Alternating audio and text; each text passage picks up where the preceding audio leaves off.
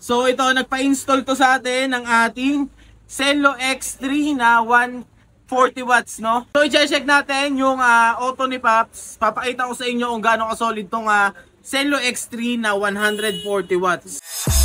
Pops pa-install, Pops pa-install. Baka pwede pabili ng mga parts ng motor.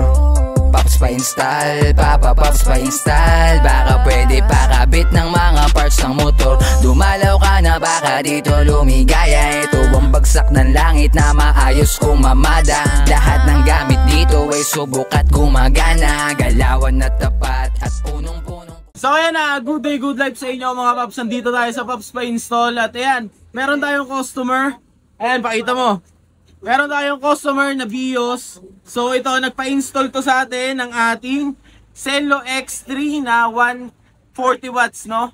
140 watts tapos 14,000 lumens, no? So i-check natin yung auto ni Pops. Papakita ko sa inyo kung gaano ka-solid tong Celo X3 na 140 watts. Ayan. So ayan mga Pops, bali dito natin in-install sa may bumper yung kanyang Celo X3, no? So naka-customize or naka-DIY para malagay natin yung bracket, no?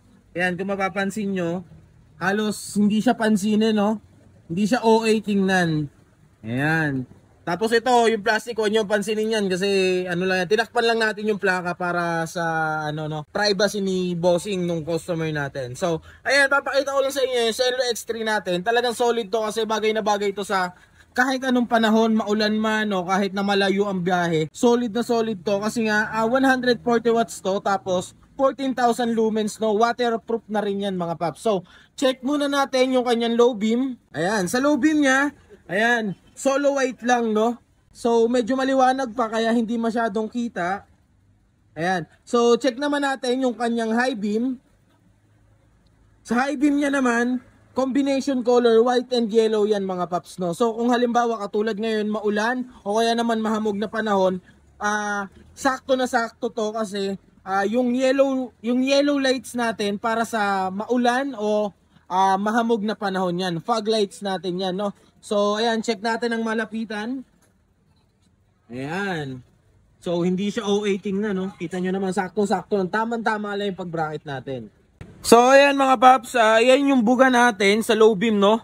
Solo white lang. Hindi masyadong makita kasi wala tayong maayos na, na tutukan, no? Kasi nakapark yung kotse ni bossing. So, ayan, solo white lang yung kanyang low beam, no? Mas malawak pa yan, mas malapad kapag nasa kalsada na, tsaka mas maliwanag, no?